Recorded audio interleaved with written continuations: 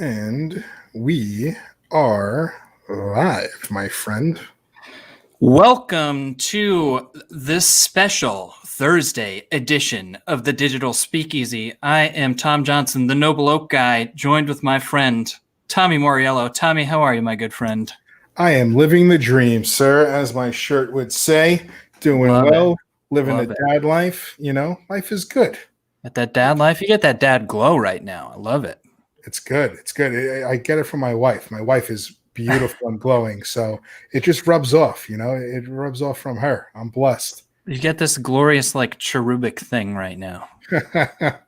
And you're here talking about Wyoming whiskey because we're representing the good folks of Edrington Americas, who went from 0 American whiskeys to 2 in the portfolio. And now that it is September, it's National Bourbon Heritage Month. We just want to talk about kind of the history of bourbon and how we get from the beginning of bourbon to Edrington now having Noble Oak and Wyoming whiskey and kind of where they fit into the modern history of bourbon.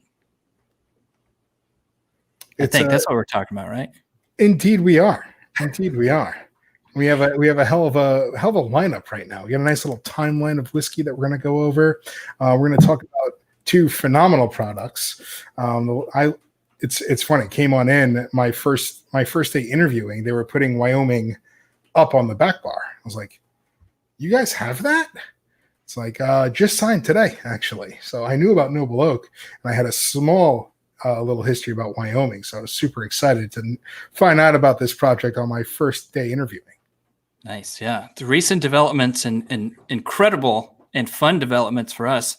I'm going to start off by pouring myself a little good stuff here. That's a beautiful sound. Because, you know, you're going to chat whiskey, you might as well sip on some. Indeed. So I'm going with the lovely single barrel from Wyoming. Yeah, I don't even tasted that, to be honest with you. You got to send me a bottle, man. No problem. Absolutely. Tell DD to send me a bottle. Give him my address. I got you. I'll send a little bit of elk jerky as well for last week's episode. Fantastic. Well, salute, my friend. I can't wait to have one of these in person with you. But seriously, cheers, brother. Cheers to the good old to bourbon. Cheers to bourbon.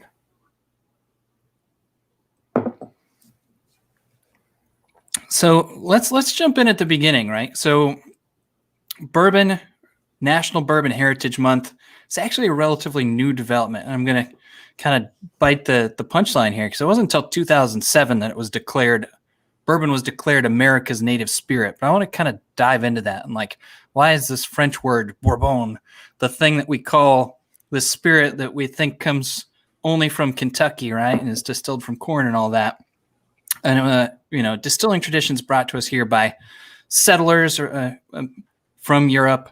I know it is kind of the Scotch-Irish tradition. That's where we get Scotch whiskey, and Irish whiskey brought what they knew about distilling over to the States where we were rich with corn. But it really kind of started with them drinking a lot of rum on the ships when they first settled in New England and Virginia.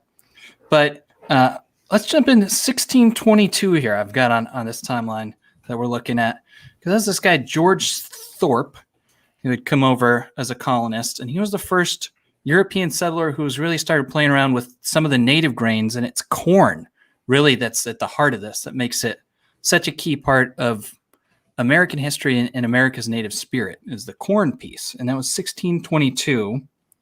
And he was killed in the Powhatan Uprising in Virginia in the very early days, long before America had kicked off the Revolution. And for the Revolution, wars and bourbon hold a pretty strong tie as you go through it. And it starts off in 1776. And back when, as you know, Tom, being a New England guy, rum is what started this country off. So it was sugarcane and it was molasses. And the original colonies were making a lot of rum. They were making a good amount of money off of it as well. And they were taxing the hell out of it. And I think it was the Molasses Act and the Sugar Act. And finally, the Tea Act was what broke everyone's back. But they weren't going to throw rum into into the harbor because a lot more people were drinking. That's too valuable. Yeah, a lot more people were drinking rum than they were tea, I guess. But they decided to throw the tea into it, and that's what started off. But a lot of it started off with the taxes on rum and people not being able to make money off of rum. And that turned into George Washington making his own rye up in Pennsylvania in Mount Vernon. And a lot of these points that we're going to touch on are really like where historic distilling tradition merges with, new grains in America and this new place that people lived. So distilling went, way back, long before Europeans had ever settled the States. But now they're crashing up against grain, and now they're fighting with the government over what's getting taxed, which is going to come up a lot. But after we get through the Revolution, it wasn't really until the early 1800s, about 1807, that folks from south of Cognac in France had settled along the Mississippi River, and that was the tradition. So we've got Scotch-Irish bringing distilling, mashing up with corn and local grains in this new place that they live, and now mashing that up with settlers from France who brought in their cognac knowledge of aging these spirits in barrels. So it's decades they're passing before we're getting all these new inventions in the world of American whiskey on the path to become bourbon. And the naming rights is pretty cool as you get into that as well. And speaking of the Mississippi River, people were branding up their barrels and sending them right down the river to our favorite place of New Orleans, right? And I don't think anyone knows the answer to this, if bourbon got its name from Bourbon County, Kentucky, or from Bourbon Street in New Orleans. So yeah, and I saw that as looking up some of this history as well, that bourbon, the thing that we know as bourbon today, didn't come to be known as bourbon until Bourbon County was named Bourbon County. And that's all, again, this kind of intermingling of different European settlers. So it's definitely a French name. We know that. We don't know if it was Bourbon Street ultimately where they were getting the barrels, or if it was in Kentucky and what came to be known as Bourbon County, still known as Bourbon County, which is a dry county, by the way. I drove through Bourbon County, and it's, I think, one of the most incredible parts of American drinking history, that the place that makes the stuff that we drink that is bourbon, America's native spirit, you can't buy it there. But another interesting point, and this is more of a footnote, just something quick to hit on, it wasn't until about 1850, 1847 that we started being able to actually make, produce, and ship ice, which is so fundamental into, obviously, cocktails especially. But every single person that gets those fancy ice for those cocktail programs, just like, really? Imagine not being able to get your ice. Refrigeration, baby. But yeah, it's amazing how what travel also did for bourbon, and then leading on up to it. I mean, fast forward up ahead, but even leading up to Prohibition, what people were doing just to mask out their views and to get that whiskey across lines that were dry counties. It was transportation. That the railroad played a really strong game for bourbon. Yeah, I mean, so much at just shipping and how that influenced aging, right? If you're putting a barrel, and this has come up again when we get into modern bourbon history, it's like folks who are doing new and different things with barrels, where they put them, how they age them. Because it wasn't like, first we had to get barrels, then we started just using them as containers to ship it down the river or whatever. We realized that it tasted different when it got to the bottom of the river, after it had been hanging out in that barrel. It wasn't like explicitly somebody said, I'm going to put this thing in a barrel because it's going to taste better eventually. That all got found out as part of the process. It's the only way you could get it from point A to point B was putting it into the barrel. Yeah. It was just a container. Yeah, absolutely. And the guy that scorched the barrel for the first time, or toasted it, or charred it, whatever you want to call it, that was apparently an accident too, which now leads to one of the legal disclaimers of what it takes to be a bourbon. You have to be charred American oak. Yeah, so that all came much later. Again, people were kind of just figuring this out on the fly. But what do we get to next after ice? And a local anesthetic. So by the Civil War's end, you had soldiers that are being treated with whiskey. So you would either get, I believe, a liter, or you would get in some places as much as you could possibly carry. And it's that the Child story. Shout out to our guys at Michter's, another phenomenal bourbon. that talk about that was the whiskey that George Washington gave to his troops to keep them warm at night, or to get them riled up and fired up and half-cocked to go out there and stand in front of straight lines and shoot muskets at each other. So whatever you want to call it. But yeah, and this is a Civil War too, so you probably needed a little bit of extra help if you're going out there and maybe shooting siblings or close family members or cousins or whatever. So absolutely, a lot of stuff going on that you would need a little bit of extra lubrication for. Yeah, and you had serious. You had a big distilling became important because it was used for medical supplies. So it was rubbing alcohol, but whiskey. And the Confederates did not have nearly as much whiskey as did the Union. And people say that because of their influx of whiskey, that gave the Union the edge over the Confederates as well. So we're not saying that whiskey won the war. Legally, I think we can't say that. But it may well have helped. So if you have a bunch of whiskey hanging out, and that was true of rum too, is that British sailors are still celebrate Perry Tot, or not Perry Tot. That's a delicious gin up in your neck of the woods. Black Tot Rum Day, because they would get rations of rum. So alcohol, ladies and gentlemen.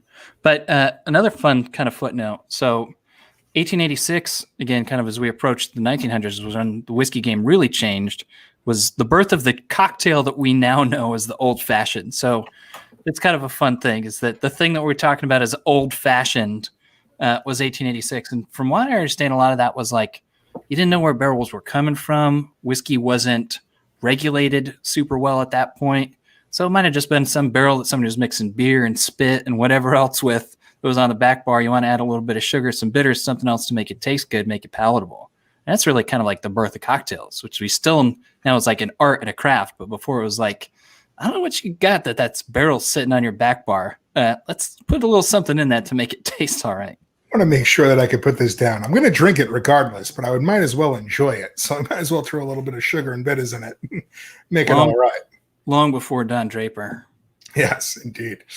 And then in 1897, you have bottled in bond.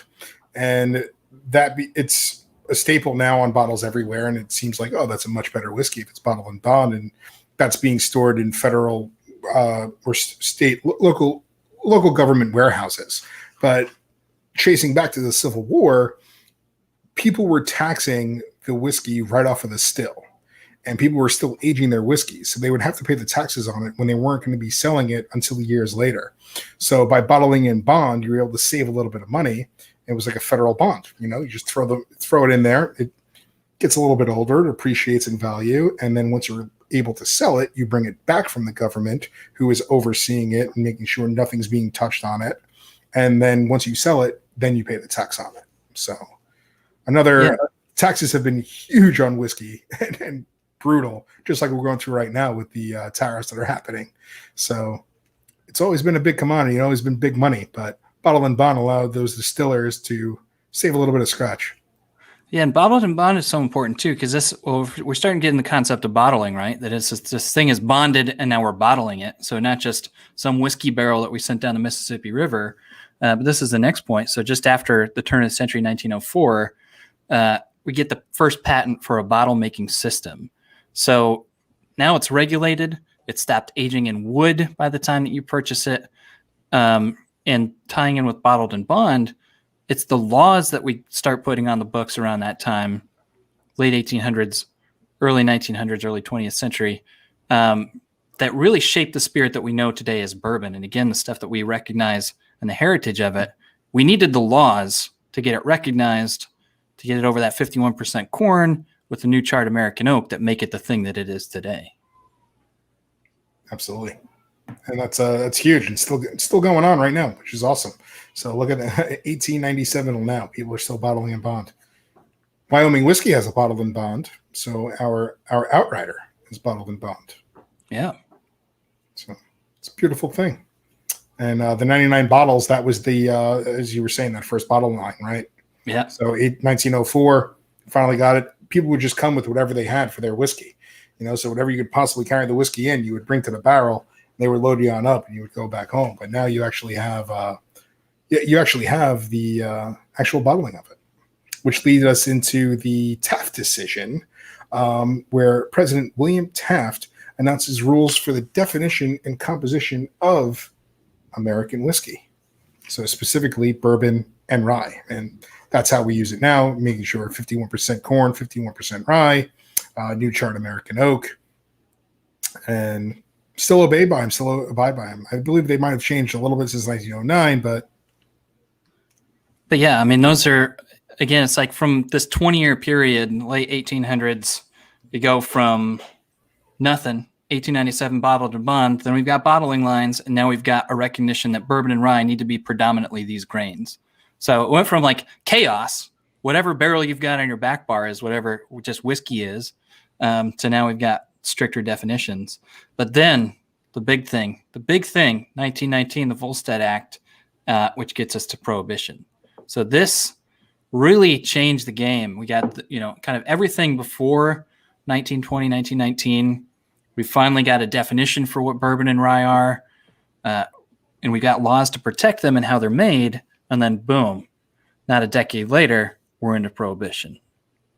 And I believe there were somewhat of 60 distilleries in the state of Kentucky at that point. And then it went down to 7 that were legally allowed to operate. And it was under the American Medicinal Spirits Act. And you were legally allowed to distill whiskey in a certain amount of time and age it. But people just didn't, more distilleries could have done this. No one applied for it. It was like the first round of the Triple P, right? Yeah. No one applied. Like, oh, I'm not going to get it anyway. It's like, oh, I could have gotten that. So these distilleries, specifically Old Forester, they really drive home that they were the oldest bourbon they were running through. But also the distilleries that were not able, that didn't get this American Medicinal Spirits Act thing, that they were legally allowed to produce their alcohol. They didn't know what to do with some of their products, so they were selling it to the distilleries that were able to.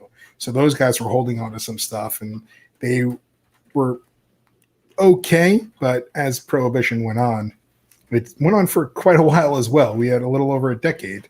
Obviously, that supply ran short quickly. Yeah, and it changed the game, and it shaped so much. Even though that was 100 years ago now. Yeah, 2020, we're at the 100-year anniversary of Prohibition. Really, it's the legacy of the bourbon industry, the American whiskey industry that we know now, and it wasn't really until a decade or 15 years ago that things started to shift again, which we'll get to in a soon here now. But it really threw a wrench in the gear for American whiskey, because obviously whiskey takes time to age, and having 10 years if you can't even produce it, once you do get back, whatever product's going to come back after that in 1933, when we finally get that beautiful repeal. God, I really hope we go to employees only for a repeal day party. Just come on, guys. You took away the 4th of July. You took away the summer. Give us employees only for a repeal day party. But the 3-tier system starts in 1933. And with that, though, the whiskey that they were being produced was super young. So people had gotten used to Canadian rye. People had gotten used to rum, and now blended Scotch. This is where it comes in strong, and that's where everyone was crushing blended Scotch. That's what people were drinking. And now when you go back to a classic American bourbon after sipping on those products, that's a shock to the system. So yeah, it totally changed the game. And then obviously 1933 wasn't long after that we get into the Second World War, right? So it's kind of those two things.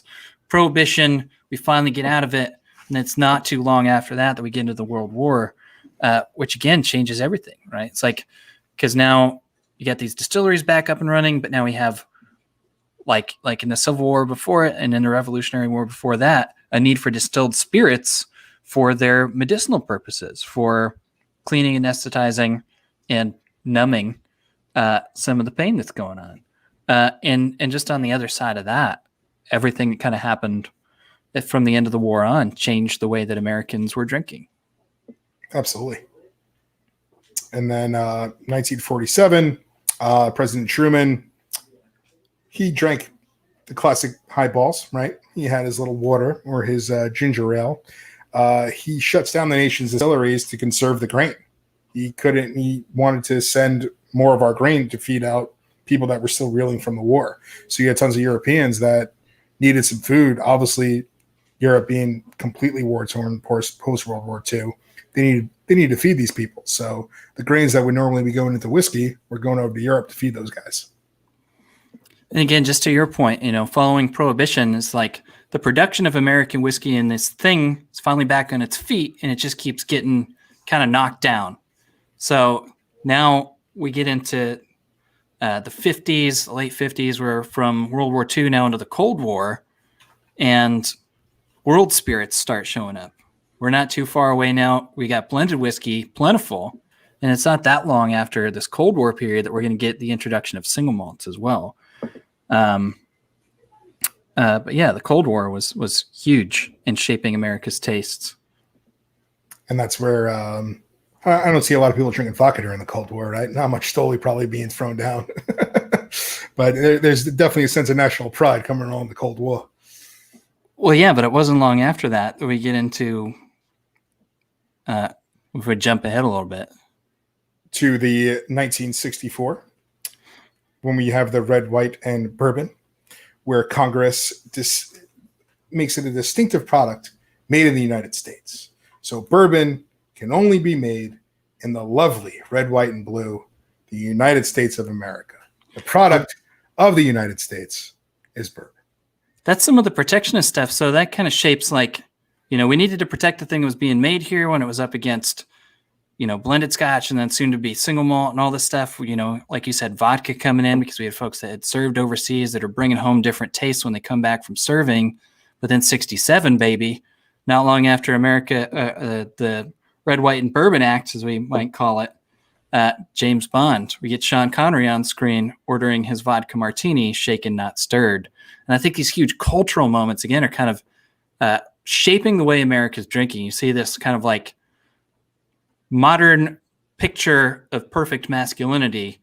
What does he drink? He drinks a vodka martini, shaken, not stirred. What's the spirit that's about to dominate American drinking culture? Vodka all day, baby. Yeah. So I think he even called for Tito's then. Yeah, if I recall, I got to go back and watch it. But I'll have the Tito's, please. he didn't like the gluten in his beverage. And let's just talk about this too. James Bond is wrong, guys. You don't shake a martini. It aggravates me. You don't shake a martini. So that's one of my should have been nipped in the ass then. All right, it should have been. That's one of my favorite cocktail conversations. I have a little book club that was doing like food, beverage, and hospitality stuff. When we went back and we read the original Ian Fleming James Bond book, Casino Royale, rebooted with Daniel Craig, incredible flick, aged very well. Yes. He drinks the Vesper Martini. And the apocryphal story that I've heard is a little bit of a tangent from Bourbon Heritage Month, but it's a good one.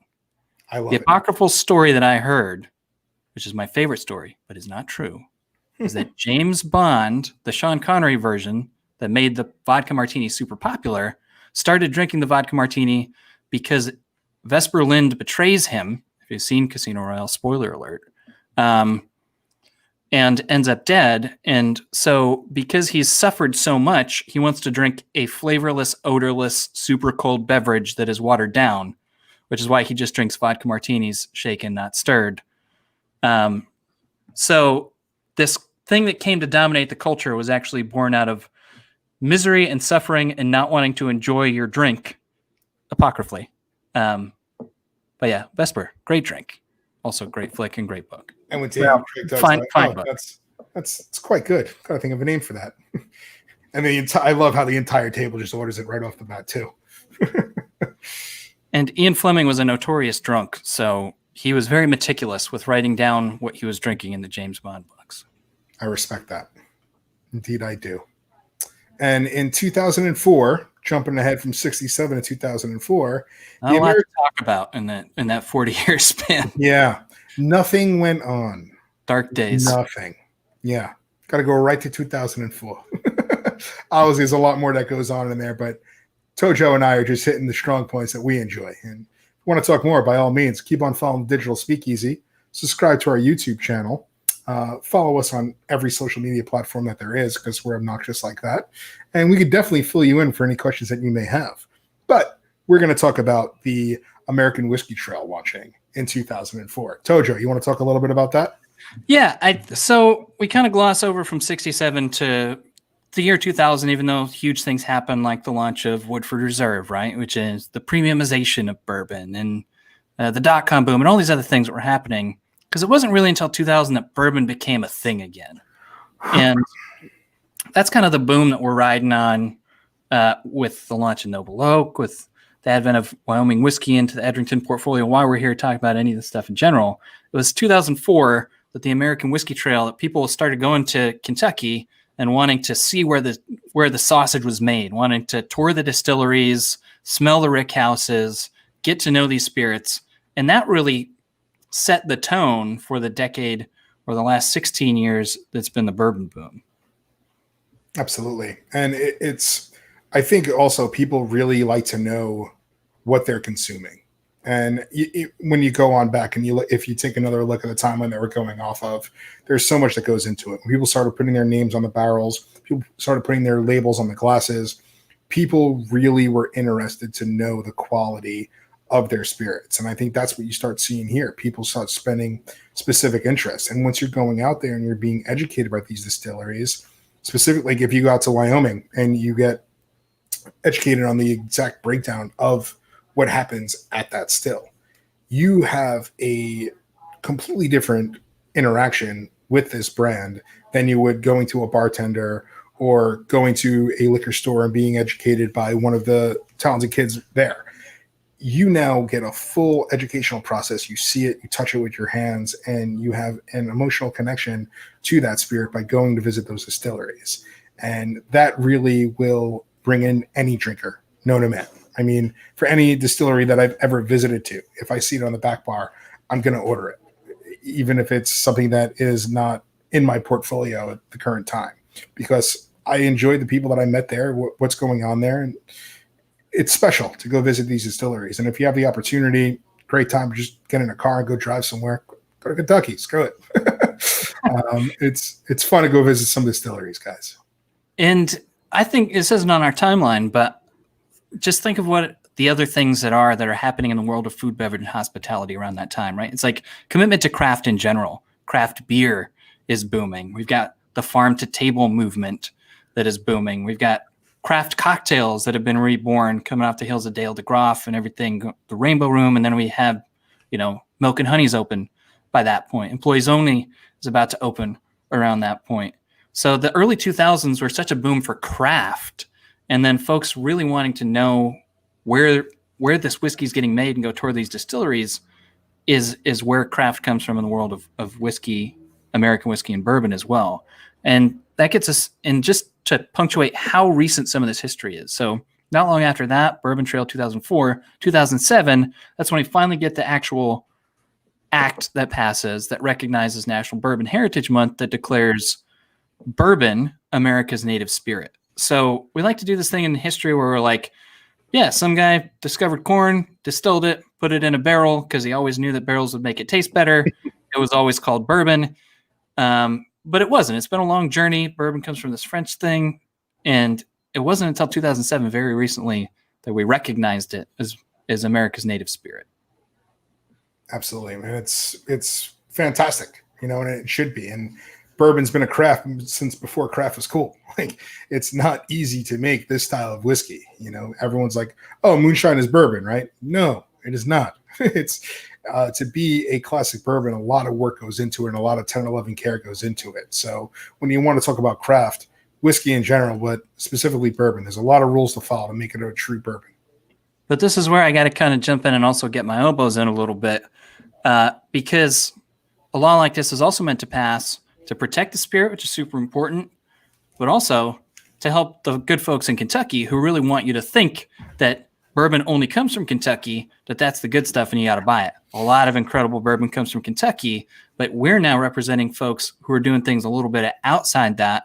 And it was really this stuff that set the stage for the modern, really the last 10 years of whiskey traditions and distilling that we're working in. Because it was 2006, so the year before bourbon gets recognized as America's native spirit, that Wyoming Whiskey Distillery was founded. Absolutely. And it's founded by guys that had no idea how to make whiskey. And it was, you know what? We're going to make some whiskey. So Brad Mead went and got his lawyer, Mr. David DeFazio, and said, we're going to make whiskey. And he goes, how do we do that? That's your job. So they went out, obviously some intelligent folks out there, David being a lawyer, and the Mead family having their cattle ranch that's been out near Jackson Hole as well as Kirby for years. And they supply Wyoming with beef, and they've been doing so for years. There's a lot of lineage in that family name throughout the state of Wyoming, and they wanted to produce something that would make the state of Wyoming proud. And what's more proud than getting behind a good whiskey, So there they were, and they developed and went out. What a lovely double W's, as I must say. I think I like Wyoming whiskey so much because it could potentially be a pro wrestling logo, like with either WWE or WCW. There's something about two W's in a logo that really fires me up. But so they go out and they elect a true icon in the bourbon game. Former Maker's Mark Master Distiller, Mr. Steve Nally, goes out and he consults on this project. They get two different styles of stills. So they have a continuous column still, and they also have a pot still. So Wyoming whiskey will get 2 runs off of a still, and they're not doing the hybrid still that's very popular in craft whiskey right now. They are doing 2 different stills. And with that being from Maker's Mark, they wanted to do a wheater. So looking around at the grains of Wyoming, they have fantastic products all around them, and wheat being strong. So the mash bill of Wyoming whiskey is 68% corn, 20% wheat, and 12% barley. And Tojo being an East Coast guy, me being a New Yorker, we all know what water does. We make the best bagels and pizza in the world, and it comes down to our water. Shout out Pelham Pizza. They're watching. They've been supplying me my pizza now throughout quarantine. But our water comes from a underground aquifer that has never seen the light of day. And going back to what makes Kentucky bourbon great is that limestone. So we are using a limestone aquifer. So we have that same chemistry going on with our water that you would in Kentucky. And we're going into new charred American oak, char number 4, and back to what we were saying with different barrels. There's also different sizes in barrels. And what makes Wyoming whiskey very unique is that we're using the big dogs. We have the punches and the butts. So not many craft distillers are using those massive barrels. They're using their hogsheads. A lot more interaction with the oak when you're using a hogshead, but just like they're doing it with the Cowboys, they're doing everything right. So there's the easy way to do things and the right way to do things. And Wyoming whiskey is definitely doing it right. And coming from a guy like Steve Nally, who always did it right with the monster barrels and Maker's Mark, that's where that comes from as well. So we're spending a minimum 5 years inside of the barrels, being seasoned by the lovely terroir of Wyoming. I know that is a buzzword for us whiskey guys, and what does terroir really mean? But I think that there is a significant difference when you have the bluegrass of Kentucky being blown into barrels as opposed to the lovely sage of Wyoming. And with Wyoming whiskey, like I said, minimum 5 years, but we are in an uncontrolled environment inside of our rack house. So we are truly being aged by the elements of Wyoming. So super, super cold winters and super highs and lows during the spring and summertime where the magic's happening. And that's where all the interaction's happening with the oak. And that's where the flavor goes on. And that brand and everything that they learned to make this product as absolutely delicious as it is, from the small batch that is 88 proof, 44% alcohol, because Wyoming was the 44th state in the union. So a nice little nod to the state of Wyoming there.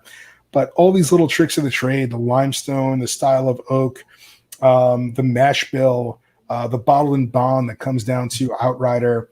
I really think that this entire brand shows and gives credit and takes its hat off to Bourbon Heritage, because it really takes in everything that we just spoke about on this timeline goes into this brand and into this product. And it's a student of what has gone on in the past. And it's making it to be the best whiskey could possibly be, following the rules and regulations set forth to make it an American bourbon. Yeah, and it's really interesting to talk about it in the context of this kind of bigger conversation about Bourbon Heritage, the history of bourbon since the beginning. What is the category? How did it start? Where did the name come from? What are the grains? What are the rules and regulations that go into it? To the year 2000, when we get things like people hitting the bourbon trail, really caring about what goes into the spirits that they're drinking, into the craft movement. And then boom, the year before, National Bourbon Heritage Month gets recognized. Wyoming gets founded. 2012, we get the first bottling, and now we're at today. And it really is all those things. It's like one of the granddaddies of the modern craft movement that said, bourbon is America's native spirit. It does not need to come from Kentucky. Let's show you how the Wyoming stamp tastes on America's native spirit, because things like terroir, where the grain comes from, all local non-GMO grain, super pure water source, and this rugged place that it gets aged all really matter. They change what you get in the bottle, and it has a super unique, distinct imprint, still doing things this craft way. I also want to touch on something that we did gloss over in our history, which is the birth of the Maker's Mark distillery and kind of the advent of that wheated mash bill, because now we're in American whiskey. One of the key pillars is new charred American oak barrels, but also mash bills, 51% corn. What's the other 49%? It can change a lot bottle to bottle. And just kind of standing on the shoulders, Maker's Mark is one of the few success stories in that kind of dark ages between Prohibition, the end of Prohibition, and today, where a lot of those folks kind of were already existing distilleries. The industry was decimated. Maker's Mark is one of the few that was born in that interregnum, as it were. And that's a lot of perseverance as well, getting through that time. Yeah, and incredible stuff, great stuff. You know, the kings of the wheated whiskey category that Wyoming whiskey really puts an incredible spin on. Love this stuff; it's delicious. But that gets me into the noble oak world too, because so it's in this last decade or last 14 years since Wyoming started. I saw something today. I forget what the number was, but one of our next bullet points is that by the year,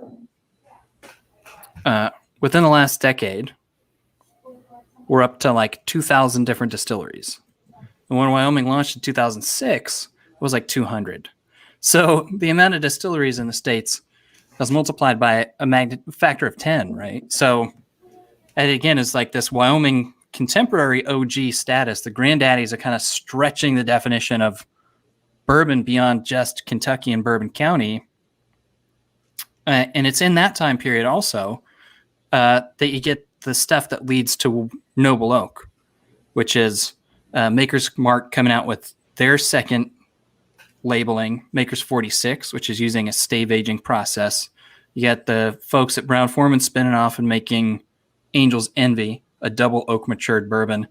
Really started looking to world spirits. What are they doing? What can we do in the confines of bourbon laws to kind of shake and change up the spirit and the definition and kind of what you get in the bottle? And that gets us to Noble Oak. So it's taking that modern double oak matured heritage, incredible bourbon roots, delicious high rye distillate, but now we bring in Edrington, kind of the big umbrella under which we both sit, one of the world's best spirits portfolios, known for making tremendous single malt scotch and really managing casks and barrels, sherry seasoned European oak casks that give those single malts their definition, prestige, and tremendous flavor, now coming to the States. So off the back of these double oak matured bourbons, you're really taking Scotch techniques, bringing them to the world of American whiskey. You get Noble Oak, and also drinking for a cause. So Noble Oak launches 2017 here in Seattle, where I am. And you get an Every Bottle Plants a Tree product from one of the world's best Scotch houses that uses the same casks that go into those sherry seasoned European oak finished scotches. Super prestigious, delicious, and new flavor potential in the world of bourbon. And also a bourbon that, I mean, you have so many different ways of people to market their products. Going back to the James Bond thing, there was a story about Jim Beam hiring Sean Connery to be their guy, even though he was drinking vodka martinis in it. You know, like brand messages get clouded sometimes. And I feel that Noble Oak is one of those brand messages. And just stemming from you, Tojo, you being the face of the brand and just having such a big heart and really caring about what you do and being passionate about what you do for not only the spirits category that you're in, but for the people around you.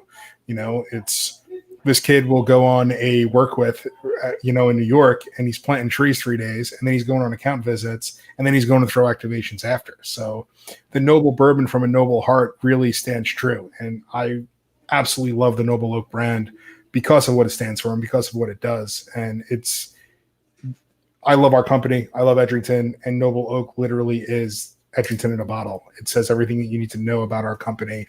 It's fantastic. Yeah, you well know Edrington's core ethos: great people, leading brands, giving more, and then the key fourth pillar: sherry seasoned casks. Sherry seasoned casks. So Noble Oak takes all those things, right? And it is a new kind of forward-facing whiskey where it's not 100, 200-year-old distillery. It wasn't born in this incredible exotic place. It's taking the casks and the giving back ethos and really turning those and pairing those with great whiskey. And that's the key to what we have with Noble Oak. It's what would have happened if George Washington had a Skype page, or if he had.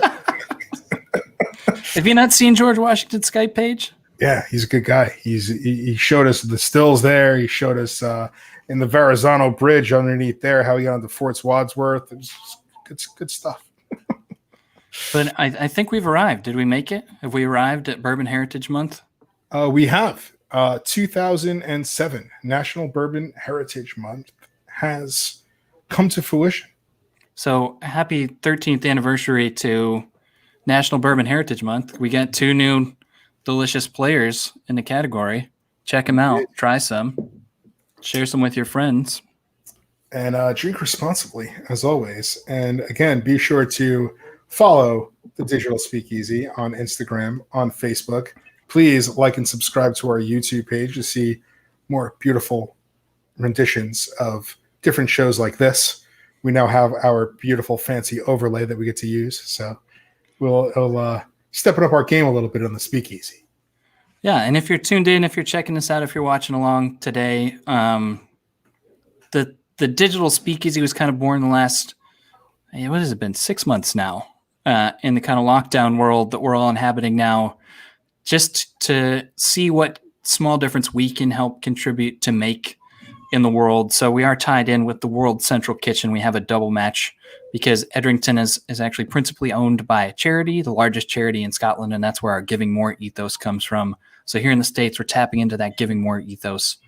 And if you have a couple of bucks to give, the World Central Kitchen will get 3 times whatever amount you can give through our double match program. So, and it's a beautiful program, and obviously they're I don't know this confidently, but I'm fairly confident they will be out in Louisiana, because you know that a lot of people do need help out there with that pretty vicious storm they just had. Sending love to my former family, the Bayou Rum guys, as this hit at Lake Charles, and that's where that beautiful distillery is. And that brand is the reason why I get to do cool stuff like this, and pretty much got me into the supplier life. So please help the World Central Kitchen, help good people such as those at the Bayou Distillery, and other places in Houston and all around that Gulf area that got hit really hard, but as well as our community. The World Central Kitchen is helping out-of-work bartenders and out-of-work hospitality people eat, and also helping some of those restaurants get to work. They're able to provide and open up their doors and get some money and get some funds and keep their kitchens open to serve some great people. It's really the foundational belief that a warm meal is one of the first things that you need when disaster strikes, and all the people that touches. But it sounds like you got a baby who's awake. Indeed. Now, so probably time. I told her I'd be done by 8:30, so she's mad. I gotta go get her the bottle. I didn't think that was coming through, so sorry. The lovely Harlan Ray calls. So, well, it's good to see you, my friend. A pleasure as always. Cheers, and I look forward to having a dram in person soon, Tojo. Cheers, my friend. Thank you.